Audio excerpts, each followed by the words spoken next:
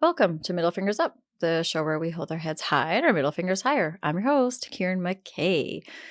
Today's episode is a little different because I wanted to share something close to my heart. And the last time I've done this, you guys gave really good feedback. You kind of like these things, so we're going to do it again.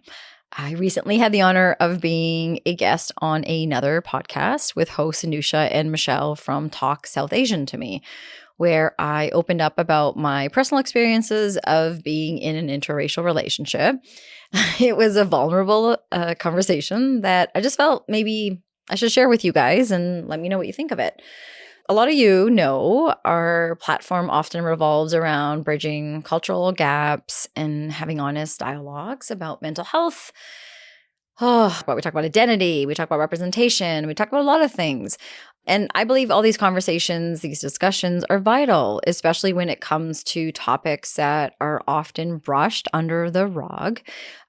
Sometimes conversations like interracial relationships and the complexities they can bring. So being in this kind of relationship means navigating unique dynamics that go beyond just love.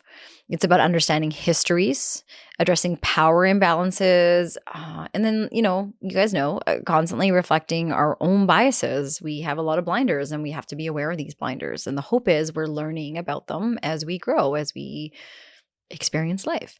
So in this episode, I talk about this journey, my journey of self-discovery, this whole internalized racism that I keep learning more and more about, and then these evolving dynamics that are between my husband and me when we parent our biracial kids. So I share some of the hard truths and joys, like the assumptions people sometimes have about my family, and how we navigate cultural integration, but also challenging what real allyship looks like. So I just really want to thank the podcast hosts for creating a safe space where I could share so openly. It reminded me of the importance of owning our stories and staying committed to conversations that make us uncomfortable, but ultimately lead to growth. So I invite you all to listen in, not just for my story, my perception, but I guess as a reminder of the work we're all doing, both internally and in our relationships. It's complicated. We get it. We all know this. And I think sometimes hearing from others can help us put our own stuff in perspective. It's certainly helped me. So for me, this is about building empathy. It's about fostering understanding, and hopefully raising awareness. So I hope this episode encourages more of you to engage in these conversations with your own families and own communities, because when we speak up, when we listen and when we lean into discomfort, we get one step closer to building stronger, more real connections. And it feels like a more balanced, inclusive place to be. So with that, hope you enjoy it and feel inspired to share your thoughts. So let me know if this episode impacts you, if it brings up any feelings or thoughts. Like I said, I'd love to hear from you. You know where to find us. Enjoy. Welcome to Talk South Asian to Me, Season 2. My name is Mashal. And my name is Anusha. Tune in every Thursday at 5 p.m. Central and hear us react to each other's stories about mental health and growing up in different South Asian households. And remember, this podcast is not therapy. Engage with what feels entertaining and resonates with you, and leave what doesn't. Let's get into it. Today we are on the topic R, and our topic reveal, here we go, interracial relationships. Woo! And it's going to be a special episode because we have a guest expert, and I'm really excited to introduce her. Her name is Karen. Karen is a Canadian-born child of immigrants. She's a mental health advocate and podcast host. And she has a lot of focus on our podcast from bridging the Eastern and Western cultures. She explores identity, mental health, and community. Her podcast is called Middle Fingers Up, She's very funny, very warm. Go check her out. Without further ado, I want to introduce Kieran. Hi, Kieran. Thank you so much. Hi, how are you guys? Thank you for having me. I'm so excited to be here. And thank you for saying I'm funny and warm. That's very kind. I love it. And it's recorded. So we'll always have that when everyone else disagrees in my life. There you go. Pull it I out. Be love like, that. Yeah, someone I'm funny and warm. So it's Yes. two. That's true. How are you guys today? We're good. How are you? Yeah, really good. Really good today. Today's a good day. Tuesday for, so it's like we're in the week now. The worst day is over of the week. And right, just every day is just closer to the weekend. And there you go. It's always lovely. So much. We're getting there. And today's a fun day because we get to talk to you on our podcast. Aww.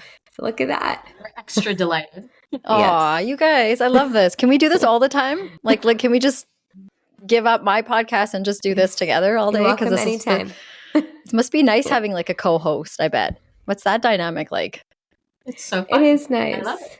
It is really nice. Feed off of our energies, learn something new about each other, building our yeah. friendship. Childhood friendship too, right? Mm-hmm. Yeah, exactly. Well, our listeners obviously know way too much about us, but I'm sure they're dying to know about you. Kieran, can you tell us a little bit about yourself?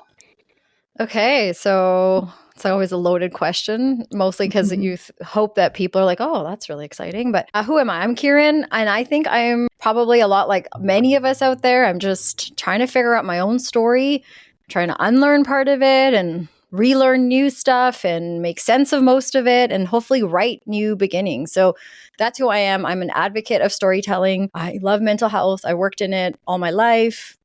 Personal mental health issues led me to it. I'm a mom. I'm a wife. I'm the oldest South Asian daughter of child of immigrants. So me that too. whole status. You too. Oh yeah. Okay. But yet you have such a like gentle, kind voice. I don't know, like something must have gone well on your end because I'm this raspy old walk in the room kind of. But yeah, that's kind of me in a nutshell. Like you said, I have a podcast too. I started that journey when I had some hard lessons happen in life, and one of was in the middle of a pretty racist experience out at a local well-known bar here, realizing how I'm kind of part of the problem. And so that sort of started a really important journey for me in the last few years. And being married to a white person and having biracial children, I think I'm understanding my marriage and my relationship in a very different way than, but we've been together for 23 years. So I think the last 20 years, 21 years, it's been a little bit of a different show. In the last couple of years has been like, okay, we have some upgrades. When you got to upgrade renovate your house, that's what we're doing in a relationship. We're renovating our relationship. So keep the foundation and just do some upgrades. So that's me in a nutshell. I don't know. Does that? Absolutely. That was a perfect answer. Beautiful. Okay, good. It was nothing that I wrote down. I wrote this intricate thing and I'm like, no, let's just go with what's coming out here. So it's a good elevator introduction. Yes. Very well-rounded. Oh, I love it. Thank you. You guys, can we be friends, please? Yes. I thought we were. Oh my gosh. Yeah. I love this. Okay. I made 2 new friends today. This is excellent. I'm going back to how my day's going. It's going excellent. So that's good. Perfect. So the second question we had for you is that did your upbringing and so just this is kind of reflecting on your relationship with your husband, right? Did your upbringing and you both coming from different racial backgrounds lead to any difficulties in your relationship? And if so, how? So any challenges and maybe how you overcame those challenges? Yeah, I think, whether it's interracial or not, I think we all know if we've been in a relationship, there's the good, bad, and the ugly. After 23 years together, like I think when we look back and reflect, we think, sure, there's been lots of difficulties and lots of hard conversations at our table, but we're still here. And I think in order to, and Anusha, you said this so well, like happiness and all that excitement is just part of all the other emotions too, and we have to feel them all. And so I think probably the biggest challenge or difficulty for us has been most recently, which is upgrading our values and upgrading how we want to co-parent these kids that are 13 and 10 living in this biracial world of theirs, and we have a responsibility to them. And so I think that's probably like the biggest difficulty of how do we work through some of our own stuff. And like full disclosure, and Carrie knows this too, it's really at the end of the day, if you want to survive an interracial relationship, especially if the relationship involves a white person, because like if you have two people of color, you're both experiencing differences, but a lot of similarities when it comes to not having power in society and all that systemic stuff. And so when you're with someone that's white, it's really important that you both realize that there is power in this relationship. And it just so happens to be that the white person in this relationship is also a man.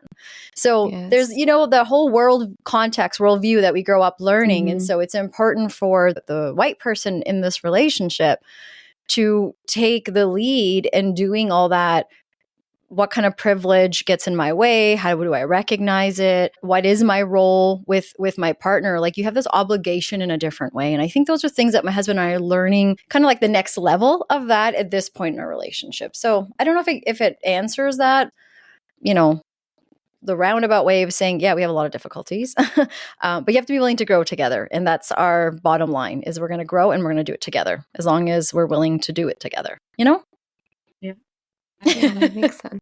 That's often what is needed, right? Is always that willingness and ability to be curious and to change together. I feel like that kind of could be like a secret sauce for actually like having enriching relationships, not just with a partner, but anybody.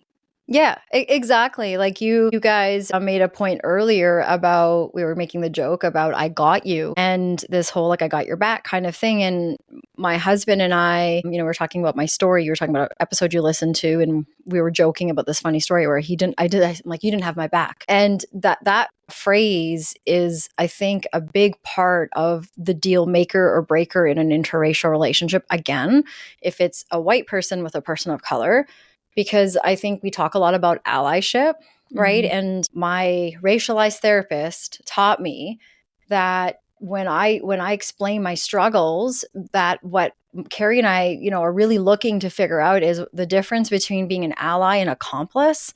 So I, in the moment of these hard microaggressions, racial encounters, these moments of systemic issues, my husband can't be my ally. That's my friend's job. That's my coworker's job. That's the community's job.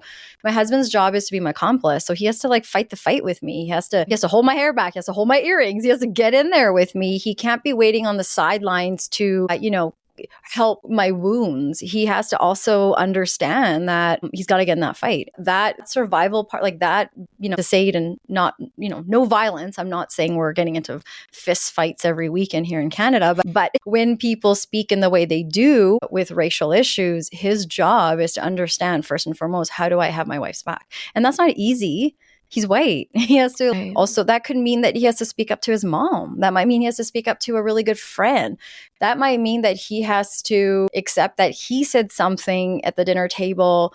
And again, a lot of times it's not intentional. Right. It's just not recognizing these, blinders we have. So I think that's the big thing is like, are you my accomplice or are you my ally? Because I have enough allies out there. I need an accomplice. You know what I mean? Yeah, I've actually never heard of it put that way, but I love that. Yeah, I know, me too. Yeah, it resonated really well. Yeah. Is this something you said you learned from your therapist? Like the differentiation? Yes. Wow. 100%, I think. Love it. Right. And I think if you are in an interracial relationship, like I think we all need it, but to each their own. But a big part of why I'm in therapy right now, I've been in therapy many times throughout life, but right now is making sense of how to help myself, my kids, and my husband when we're dealing with some pretty sticky situations about race. Right. And these sticky situations involve a lot of friendship pendings, like really good friends, some family members that it's a little more complicated, right? I can just turn off social media when someone on middle fingers up sends me a crappy message, but I can't just shut that off if it's a close connection. Do you know what I mean? Right. So like these are all symptoms that if they're not addressed, I think impact your relationship. That's why you have to be willing to fight the fight together. Exactly. It's not easy. Sometimes we suck at it. Learning curve. We just have to be willing. able Yeah. to do it. Yeah, renovations aren't easy, right? Renovations there are you go. hard. They take time. They take Yeah. time and They energy. take time. Just keep That's showing, right. keep trying. And a lot of money. A A lot of money. Therapy. I There you really go. do like that distinction, though, because I think that across the board, that's a really important insight. That it's not enough to just be empathetic and loving and a soft place to land. What's needed often when you're feeling like you literally feel like you're in the war zone, when you're dealing with people being, ignorant, you need a soldier with you. You need that like actionable support for sure. And like you said, I mean, I think that's good advice in general in any relationship, but it's especially important, when you have a couple from two different racial backgrounds, particularly, like you said, like a white dominated background. Yeah, totally. Yeah, absolutely. Because like in every relationship, you're right, we need that. And every other aspect of a relationship, that I got you's there.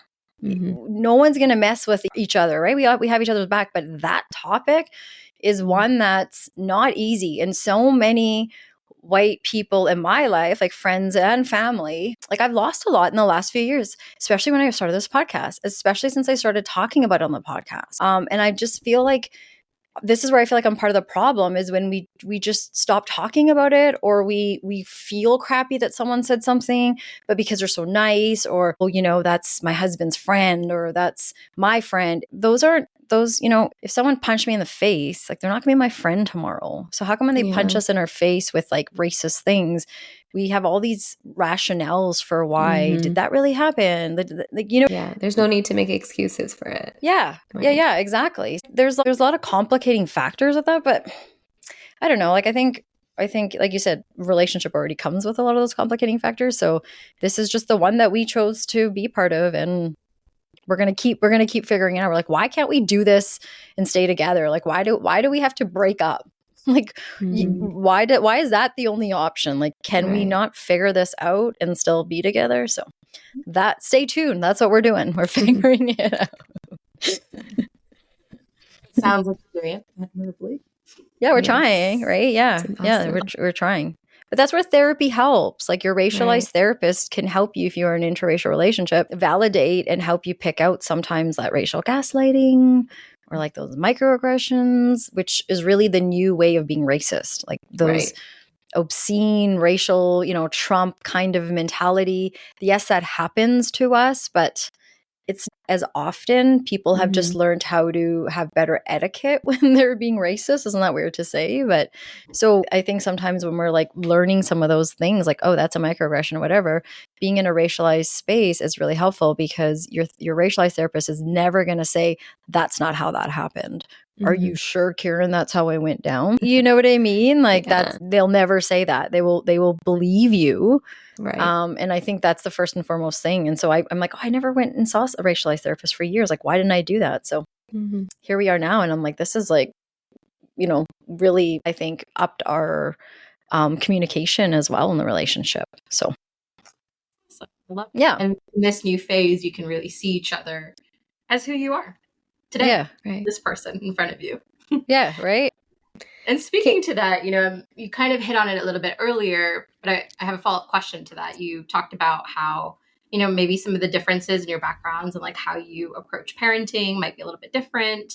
So given that there is maybe different kinds of expectations that exist, different kinds of ways that people grow up in South Asian culture versus like white culture, how has your different upbringing influenced your parenting styles and expectations? Yeah, I love that question. I really appreciate that.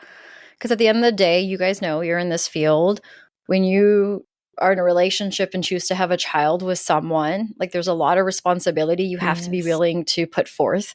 And so most of the time, that means you have to put your own needs aside. And, this is why divorce can be so ugly and all these things. And people like you are trying to help families navigate that better, because it's going to impact kids.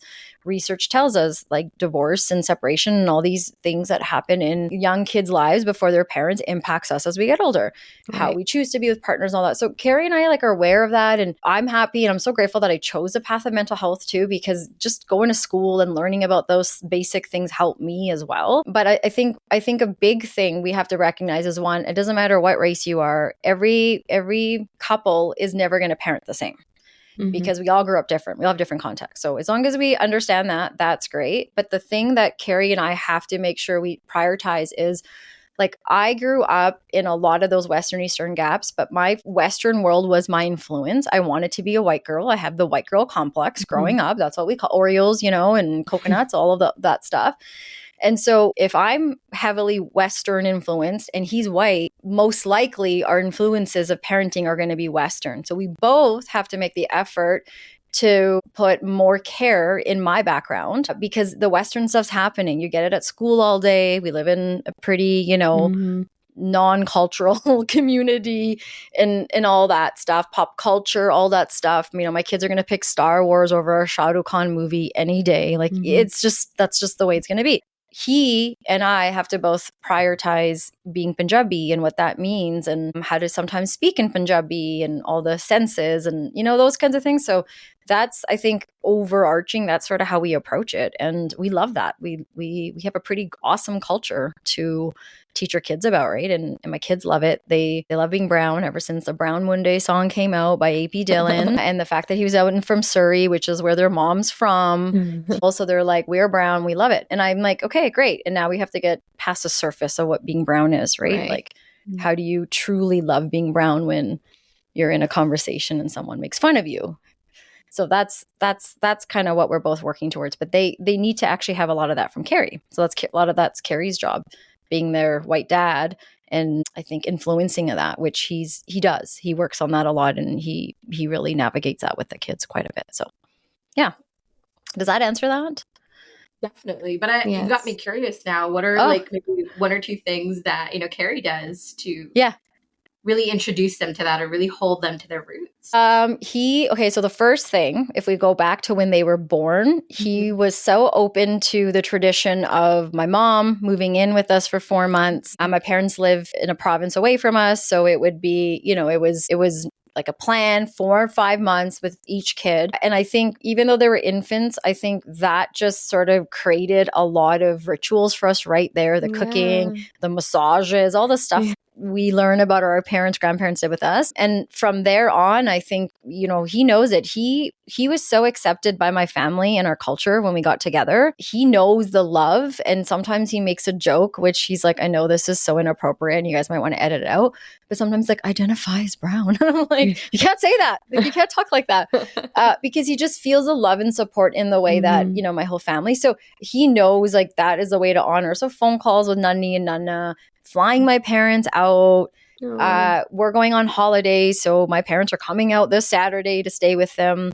My mom will mail, takes a couple of days to come through the mail, but she'll do that. And a lot of that is fostered not just by me, but him, an openness to your parents should come over. We should go spend time with family. So that quality family time is important. And then the second thing is like traveling. It's great to educate your kids about where you come from. But I think in order to appreciate where you come from, your worldview has to be very open and accepting of people of color, even if you are of color. So if we have the privilege to travel or go and check out different parts of the world, that plays a really big part in the kids' lives. Like, they should know what's happening in Palestine.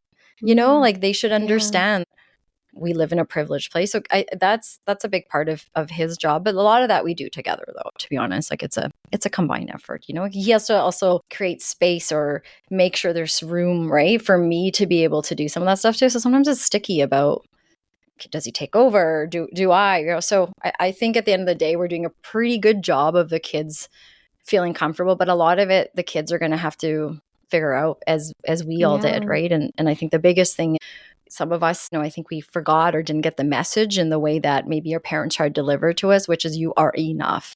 And I think that's the message at the end of the day that these kids need from both of us.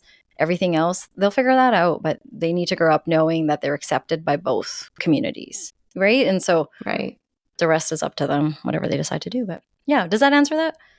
Totally. Yes. And that's such a good point, because I get this question a lot when I work with clients who are in interracial couples themselves. And some of that fear is like, if their parents aren't quite as accepting, that's one of their biggest fears instilled in them is, what is it going to look like when you have kids? Like, you experience so much struggle being a bicultural person. What about if your kids are going to have it even worse? And it's, it's kind of like recognizing you do the best that you can. And that's one perspective. The other is you got to be a part of both cultures. You got to Yeah. experience both worlds and then pick and choose what resonated with you. Yeah. Your kids get to do the same.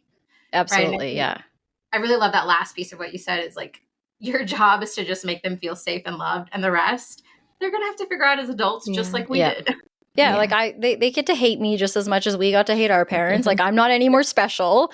You know, I'm not gonna be the number one mom ever. So, but you know, like, that's awareness, right? Because our parents didn't get to have that when they were in survival mode, and we get to be in thrive mode. So we get to have awareness in the moment of maybe we're screwing this up, or we're doing the best we can, all these sorts of things that, you know, our parents are trying to communicate to some of us now. And sometimes it's lost in translation or whatnot. And we all have our dynamics and, you know, working through the things we are. And my kids will do the same. They're no different, but big difference of knowing, right? You have that connection. And I think the other piece too, like, because they do have white in them. So they have to also remember this when, should they have kids or should they be in relationships? And this is the big part with Carrie is like, often the big reason why interracial relationships have such a high divorce rate is because a lot of us partners that are of color, we don't feel safe to be able to talk about the systemic issues going on that are impacting us. And so we put them away and we don't bring them up and we don't talk about it. And that safety, it's like the deal maker or breaker. And I know I've said that twice now, but this is another one of those. You have to have that in every relationship. You definitely have to have that in the kind that Carrie and I are in order for it to continue. And in order for our kids to grow up, right? Like feeling loved and accepted and, you know, feel privileged to be part of both of these communities. But if we don't have that, I think that also gets in the way of some of that teaching that we want for our kids as they grow. I just want to point out what great examples are you setting, you and Carrie, for your children, just, you know, doing the work yourself and, you know, being so open to it, and Carrie modeling the openness to another culture, and same for you. So just, you know, you both are really breaking down a lot of stigma and, you know, stereotypes, and it's very, very admirable. That means a lot. You know, sometimes you think the opposite of it, and you know, sometimes one of us will ask the other, like, do you regret marrying, you know, a brown person, or do you regret marrying a white person? Because it'll sometimes get tough, right? Because you really gotta get vulnerable. But like, it's so hard to come to a place of saying, yes, you are this race, but you also have these other parts to you too that make you up. And so it's so confusing sometimes. And so, yeah, that's our end game, is like, let's just, you know, we're trying to grow together. And there are some things where I'm ahead of him because I am brown and he's not. And there are some things he has to run fast and catch up because there's like, you know, it's like, I'm not waiting for this. And then there's some things where it's like, I need to slow down and how would I feel if you know, the world was only full of brown people, you know, and then there's a couple of white people hanging around, and how would I want that to go? It was the other way. And I had to figure out what it was like to be with one of the two white people in the world. So I think we have to have that empathy and compassion, right? For not just for ourselves, but also for the other partner too, of everything you're doing isn't out of ill intent. It's that your blinders are getting in the way, and you're gonna have to work through those and figure those out. Exactly. So, yeah. So, you know, going into just speaking about your families, I know you shared a little bit about how your mom moved in for a couple months to support you and Carrie right after the birth of your children. But when it comes to both families mingling and coming together, are there examples of that? And, you know, how did that occur despite the racial, cultural differences? Yeah, that question's always funny, because if it's a white person asking me, they will say, do your parents still talk to you? How did your parents feel when they found out about your partner? And my story is kind of different. Like, first of all, both sides were very open and very accepting. There wasn't resistance on either part. And, you know, my grandfather put it most eloquently. He immigrated here in the late 70s. So if he expected his children that grew up here, not born here, but grew up here, to grow up like him, he's like, I'm a fool if I expect my grandchildren to grow up that way. I'm twice the fool. So there was a lot of learning and growing happening and role modeling from my family. And so they were very open. And, you know, I also handled it by being honest and upfront. Like, I don't have anything to hide. So let's not be weird about it. And his family was very open too, but we live far from each other. So there's been few opportunities for the families to get together. And to be honest, I think sometimes from just the part of the country that my husband's from, there really isn't a lot of exposure to people of color. And a lot of the mentality of people of color, not with everyone, but often is confusing, and it's media driven and it's influenced by, the white world. And so sometimes those things get in the way with some of the friends that we've had and with my in-laws, where they will mean well and try to, ask questions. And this is always my advice to like our people, because I'm like, I can't be teaching white people. Like I'm learning that those bridges are being burnt, and that's not my job.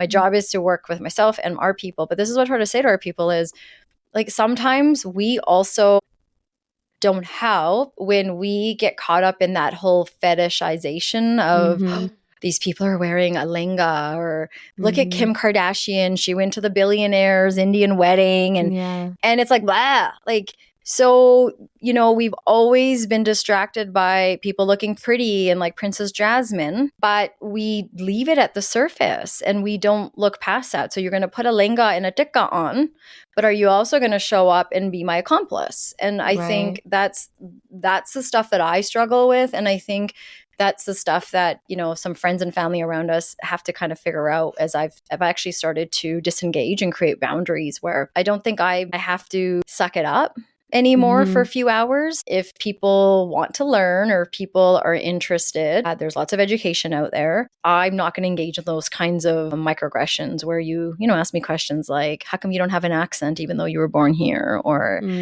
don't those people wearing those hijabs get super hot? And just questions that don't make sense, but yet I'm expected to be part of the Western world, and listen to Taylor Swift and know all the scores for the basketball games and stuff. So I just think sometimes we as brown people or people of color, I think we can also work on our own stuff.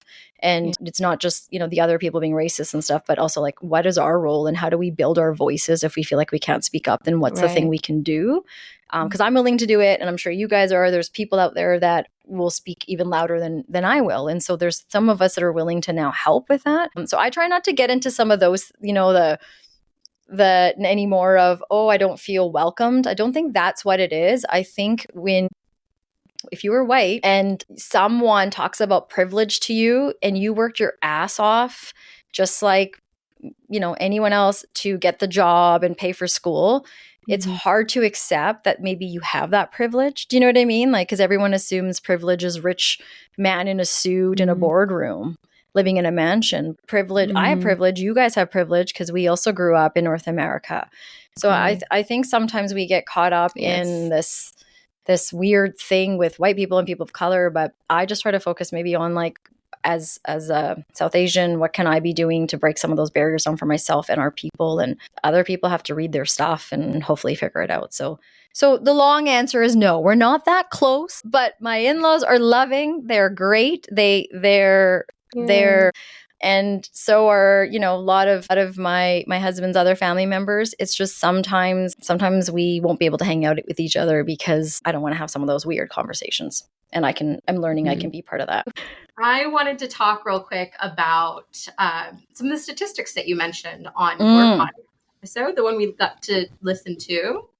And in that, you had mentioned that there is a statistic that says there is a 15.1% rate higher interracial marriage divorce rate compared to the same race rate in Canada.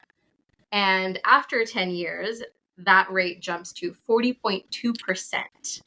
Yeah. So, I mean, that's quite a big, range. And so I wanted to take a moment to address that and, ask you, in your opinion, what do you think is like the secret sauce to a thriving relationship, being an interracial relationship in particular? I saw those stats too. And it's interesting because it varies if you're a white woman with a person of color man, or if you are a white man with the woman person of color, which is also interesting. So it's even higher.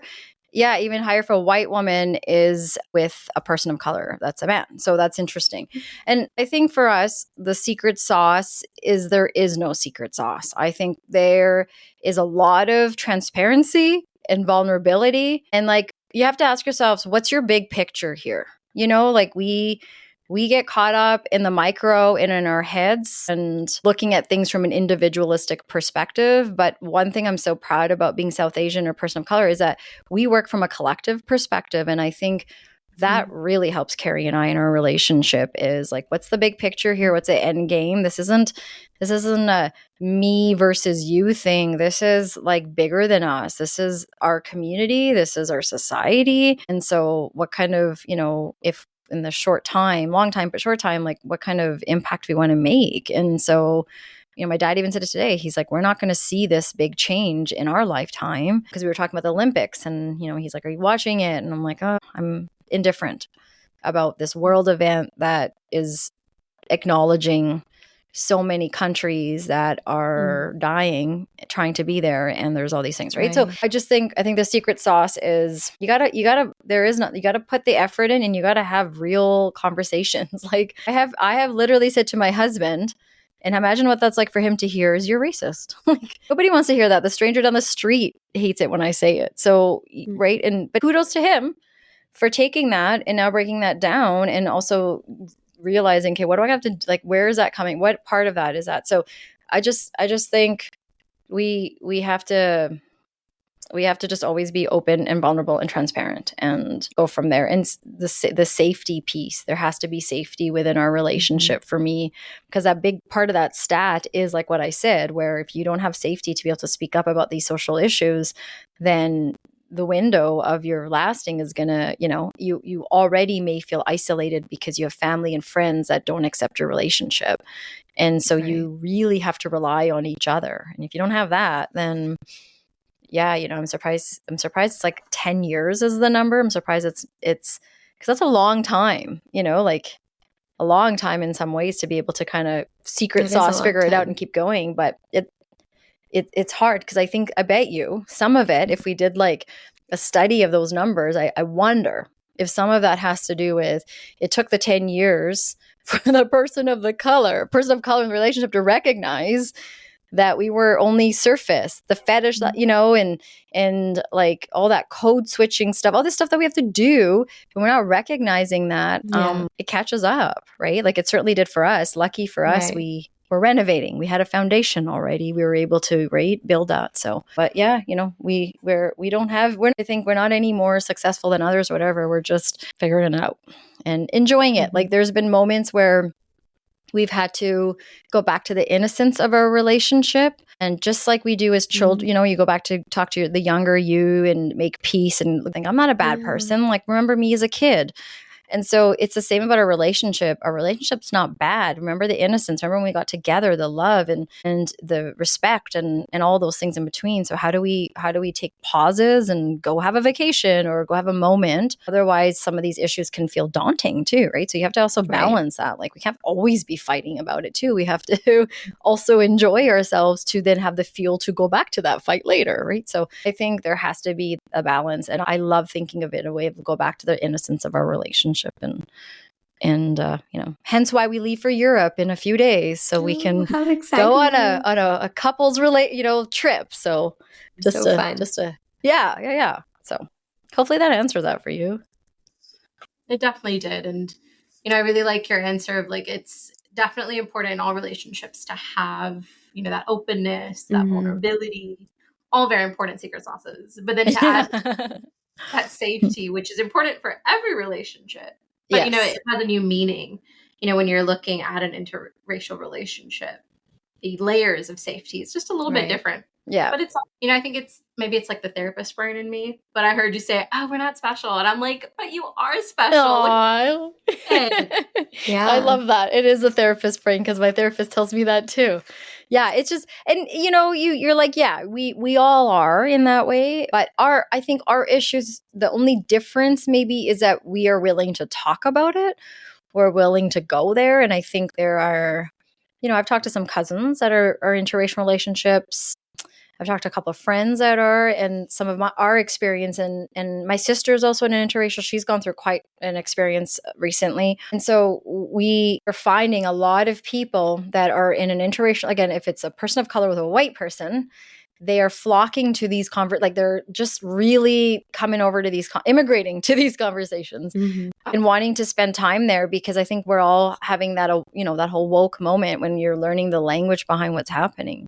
The day I learned what microaggressions was, I was like, oh my gosh, I'm not just thinking about those things in the back of my head. I'm not, because you feel like a bad person thinking that that friend you've been with, or your husband's family is treating you a certain way, and people around you are like, oh my God, you just relax. And then you learn, oh yeah, it makes sense. Even though they didn't specifically say a racist comment towards me, that comment impacted me.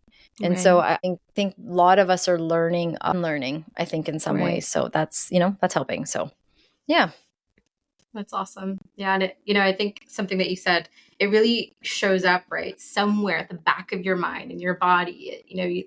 You have this gut instinct, gut feeling of like, that wasn't okay. I can't put my finger on it, but that wasn't okay. 100%. It's so like sad to see that, often what ends up happening though is a unintentional or sometimes intentional gaslighting of that, where you learn to not trust yourself, not trust instincts. And it's just such a good reminder to come back to that and recognizing your body has great wisdom, and like we can rely on that to know, even if we don't know exactly what's off, your body knows when it's safe and when it's not. Yeah, that's very well said. I would 100% agree. And it sounds like, you and your husband, like it's just the secret sauce and the different things that you're talking about is really like the basics and fundamentals of like a relationship. And like Anusha said, like adding different layers when it comes to an interracial relationship.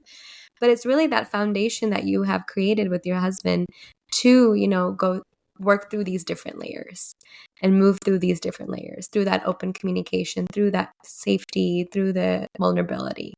And I think that's really important to point out, because I feel like as soon as people maybe in a new interracial relationship thinking about the future, when they kind of start thinking about the future, it can become a scary thing because there's just so much stigma around it.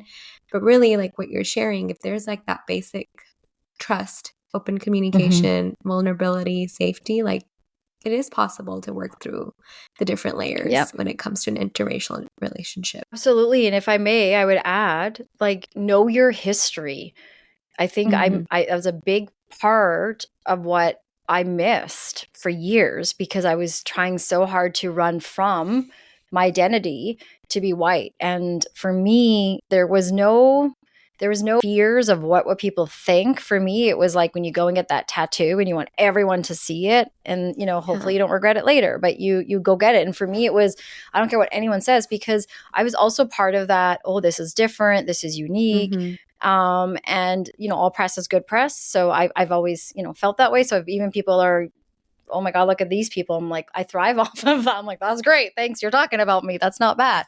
So I think knowing your history, right? Knowing where we come from and understanding how that is going to impact, especially if you are a person of color with a white person. And if a white person is listening to this, like, I think you also have to understand, like, where are your blinders? Where is your what's your history, and like up to how far have you looked into it?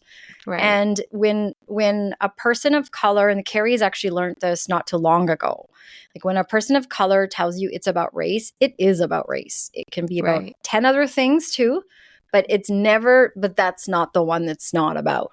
It's about that too. And so I think sometimes if you're the only person of color in the room telling a bunch of people that aren't, they just don't know how to connect to that. And that can't be about that. Right. But heck yeah, it is. And so that's that whole having each other's back and being like, oh my gosh, that did happen.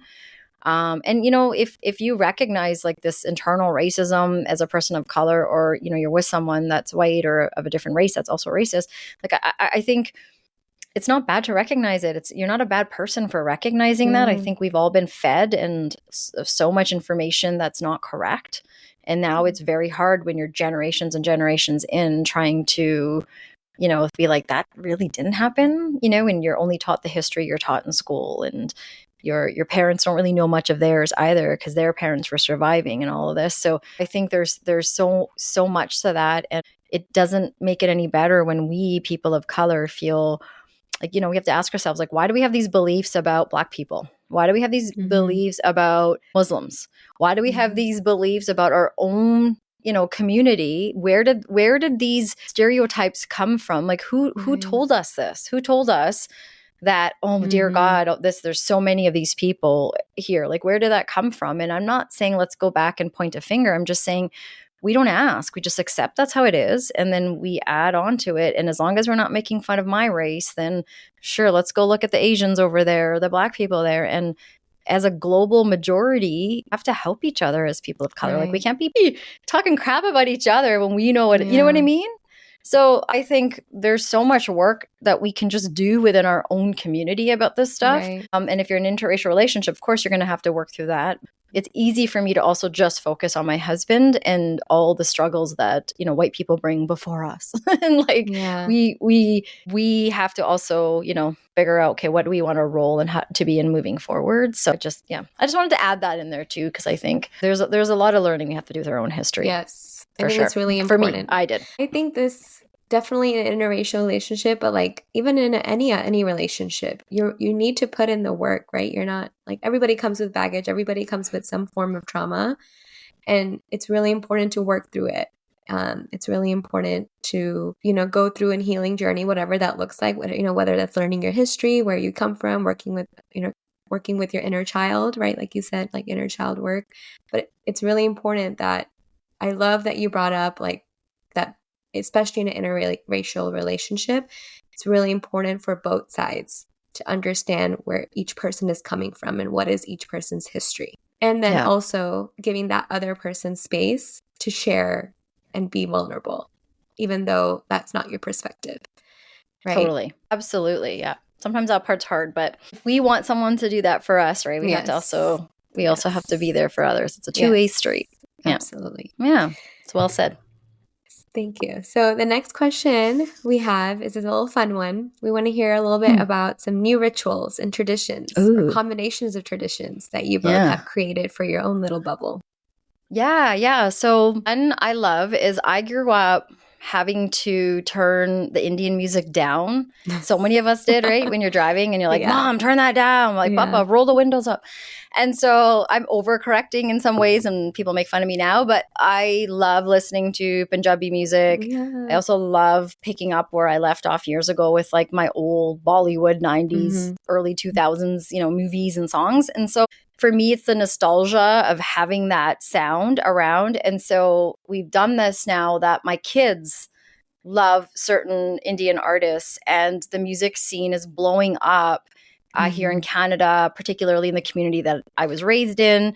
There's a lot of Indian people there. So it's so cool to know that a lot of these kids immigrated and chose to put a lot of their struggles and whatnot through art. Like art is thriving. And when your own community is thriving like that, I just think that's success. So we've been doing a lot more of listening to Indian music. My younger son and I are doing more talking in Punjabi, and which is really cute. He's learning. Aww. He's so cute. He goes to the local corner store as well as the subway where there's Indian people and they happen to be Punjabi. And so he will start speaking to them in Punjabi and be like, I'm brown too. I'm Punjabi too. Oh, so proud of him. I think some of these little things, these little, Carrie's like really trying to, I don't cook. So he's been trying to cook more Indian food on my behalf for us. So he's putting more, he's doing that. So I think these few things are just those smells that we grew up with, sounds that we grew up with. And that's been like our focus to just talk about, and storytelling, right? We're advocates of story. So learning my grandparents' stories and my dad's and my mom's and, even when my son, they talk about sleepovers and they know like my childhood was so different. So just even sharing differences and upbringings, like this is a Western way. You're allowed to do this. But, and it didn't mean that I was like neglected because I couldn't have sleepovers. It just meant for us, it was more about family time than friend time. And so, I think those are a few of the things that we're trying to incorporate more now. So, yeah. That's so beautiful. What has he cooked so far? I want to know. Well, he's a really good cook. So he's always like, he's tried to sample. My mom's like this amazing cook. So he's tried to sample my mom's butter chicken. He's done chili chicken. He'll do like a bunch of different vegetable dishes. There's like few of those. My favorite is probably like the butter chicken, and then we put it on naan and kind of made it into like a pizza. Oh, That was like, I love that was really cute and cool. And so, yeah, actually, now I'm going to request that for this weekend. Thank you very much. That sounds delicious. Yeah. He has all my mom's spices. You know how all our moms have their little, like so he has this little, exactly. Yeah. Yeah. He has all of those. So he knows what they all were. I'm so terrible. These are the things that I don't pay attention to or know, but he knows which masala goes where and what. And so that's so amazing and beautiful. I love that. Can you mail us some? Like your mom mailed you? I would Oh like my some butter gosh. chicken pizza, please. Only because we're friends now. So of course I will send you some of my mom's. She's going to be here. Sometimes she'll put food in our freezer for us. So that's so sweet. When we're lucky, I love right? That. Oh, my mom would send kebabs in college and I would put them in the freezer. See? Did you love them growing up? Like, were you, okay, right? Yes, I did. Sometimes there's like some foods that I would love to go back and kick little me and, enjoy this over the processed cheese things that you wanted, like your mom was making fresh, like. Yeah, I was like that with bindi, like okra, like, and then, so like I didn't like that growing up, but now I'm like, why didn't you like that? Like, why? It's so good. It's so good. Yeah. My grandma, that was my grandma's, and when I can eat that all day, like crisp it too. It's so good. Yeah. Yummy. Universal. Yeah, right? And then if you throw in a gulab jamun or two in there, and then it's just like chef's kiss. Exactly, chef's kiss is right. The original cake pops or Timbits, or I guess you guys, we have Tim Hortons out here, are well known. Every TV show makes fun of our yeah. Well, I like what you just said. If I could go back, I would kick my younger self for. I think that's a great segue. Couldn't have done it better myself. Oh, that's a great segue into my next question for you. What would you want to tell your young 18 or 20-year-old self if you could go back? Anything. And it can be related to our topic or not. Do the nudes. No, I'm kidding. I always say that. I'm like, man, I wish I went back and told myself, just take pictures of your sexy body all the time. But apart from that, I think if I could go back and tell myself something about even just getting into this relationship with Carrie, I think the key would be stay curious and like don't lose your voice. I had such a strong vibrant voice as a kid in some ways, the oldest kid, in like some of the survival. Carrie knows that voice and a lot of my family does. But over the years of being so far away and just not being in a racialized space enough, I don't know, I lost it. So I would remind myself, don't lose that. And probably the biggest thing would be like, start looking into this white girl complex now. Just that probably would be the best thing. Cause I think it would have kickstarted some of these things that Carrie and I are going through now, but maybe we wouldn't have been as strong either. Like it's hard to go back and change it. But I think just for my roots, cause I feel like I have a lot of guilt about letting go my culture, and I wish I had spent more time with some loved ones, and and so I think that would be the part, which is like you can have both. Like it doesn't have to be or, it can be and. Yes. West and east, not west or east. Right. I think that's probably what I would say. That's so well said. Love it. Edit everything else out. You guys just watched me like talk my answer out to you. That's the best way to talk things out. Yes. Among friends. Exactly. But I love that, the power of and yes. I mean, so true, right? That could apply to so many things. We constantly feel like we have to put ourselves into a bucket, into a category, but why? Like you said earlier, says who, right? We can be and we can have all of it. We certainly have the capacity for it. We just have to get out of our own way, right. when we tell ourselves we can't. We can. Totally. And tell our moms to not listen to the aunties. I think that would be the other thing, because sometimes the aunties were not helpful either in meddling and getting in this process. It's like, just start with your own house. Fox smells its own hole first, right? That's what we're supposed to go do first. Right. So that's what we should be doing. So, yeah. And we live in such like a or world, right? Like or society, like black and white. And in our podcast, I feel like in almost a lot of the topics that we discuss, we talk about them in a spectrum, perspective. And so I think that's like such a great way such a great point that you made, right? There's just, it doesn't have to be one or the other. Things can things can be gray. Things can be in the middle. And that's okay. Yeah. That's part of life. Absolutely. That's normal. Yeah, I agree. Yeah, we should like write a book together, you guys. Yes, absolutely. These three brains, I honestly tell you. I would love to read it. I would love that opportunity. No, we're All the writing fun it. 3 stories, 3 journeys. Bestseller list, easy. Yeah, easy. already. Martha's pick at chapters. There you go. Yeah, like There you already. go. Yeah. So the next question we had, I feel like this might be one of the most important ones, right? Is that for our listeners out there, like what specific actionable advice would you give to other interracial couples about how to keep the spark going or how to face the stigma or any challenges that they're facing in the South Asian community or in the larger community? Yeah, that's a great question. And I would encourage everyone listening to just ask themselves that and figure that answer out. What works for you? Yeah. For me, what I would say would be like, if I, being in an interracial relationship, the biggest thing is where's the safety? Whose role is it to provide safety? Let's start there. And then like, let's commit to self-responsibility. Mhm. We each have a job to build and grow, pay attention to where we get our info from. And, I think those are the big things, because then we address privilege, we address, society's issues. We are aware, we have a better worldview. And the overall thing is like, what's your big picture? Like what do you want it to be? Let's get out of our heads and think big. That's how we think together and as a collective. So what's your big picture? Figure that I out. love it. I think that's good. And I really want to point out like your ally and accomplice kind of statement really resonated with me because I think that applies to even our listeners who are not in an interracial relationship, but might have someone that they know that are interracial relationship, right? Are you an ally or accomplice for them? Yeah. Right? Because interracial couples in general also face stigma. Like there are stereotypes, even though there is work being done within, but there's also work that needs to be done in the broader community, which is really important. Absolutely. Yeah.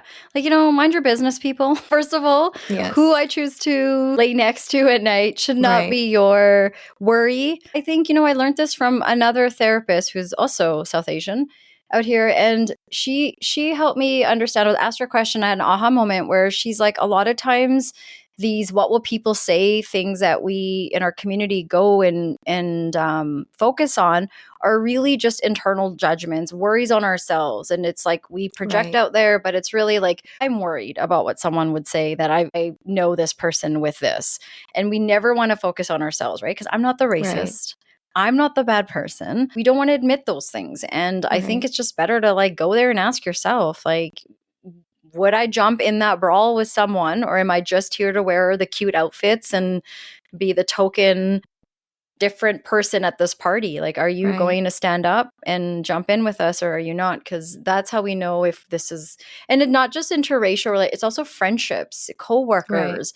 We all interact with each other. And so if you want to be my friend, then we also have to know that we're fighting similar fights. You can't be my friend and encourage me to go to Taylor Swift with you one day, and then the next day want to talk about some of the struggles I'm having, right? So I just think and I've allowed that in my world too. I've allowed to focus on the Taylor Swifts and Justin Bieber type of conversations, and that's no more. You know what I mean? Like, so we all grow. So that's kind of what I would say to that. That's a perfect answer. Yeah. This is your perspective, but also do the work. I love that. And really everybody needs to do the work, Yeah. Like it's still a problem. Like it's so problematic that it's still such a taboo sometimes. And that is part of the issue as well, right? Like that perpetuates the stigma and the stereotypes. Oh yeah. Like we the way people look at the Indigenous community out here, you know, or the way that you guys have, how it is with your Black community and your Indigenous community. And it's like, we again are starting at the symptom of the problem, which is addictions, violence, all these kinds of things. But these are symptoms. We don't look at what the root is. And that's why we have to dig deeper. Like, where did this problem come from? It's very easy to say all Asians are bad drivers. Okay, but that's because we're looking at familiarity. We're not a majority look in your world, and now we stand out. So you see 1-2 of us, and now we all drive bad. But there's 7,000 of you folks out there too. And, so like, if we're always going to look at it from that way, then all of us, people of color, are always going to come second, or, so, but there's people out there paving the way, like you guys with your podcast, these conversations, entering the mental health field. There's 3 of us sitting in the room right now that come from a similar community that are trying to fight the stigma that we grew up with. So I think that in itself is like huge success. So also looking at the good things that are happening as well around us. Right. Again, to fuel us, right? Yeah. Yeah. Balance it.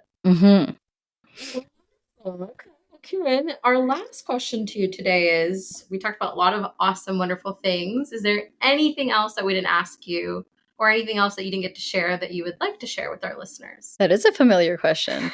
I think we talked about a lot of really good things, and I just really hope that anyone that's listening, I think the thing at the end of the day is we're better as a collective. So what do we each have to do to be part of a village, part of a community? It's hard to tackle these issues on our own, but if we feel like we have a community, it's better to manage as well as tackle these. So find a community, whether it's mental health, addiction, interracial relationships, and everything in between. Like, let's not isolate ourselves. That's the last thing I would say. I love it. I love that. I love the little tie. Like you tied the bow really well. Great last statement. Yes. Well, thank you so much, Kieran, for being our guest, a guest of honor. We really appreciate you being here. Everyone, please be sure to check out Kieran's podcast, Middle Fingers Up. She highlights great people, great stories. And if anything today resonated with you, please feel free to reach out to us at our email, talksouthasiantome@gmail.com, or our socials, which is the handle @talksouthasiantome. All right. See you next time. Thank you for having me. Yes. Thank you, Kieran.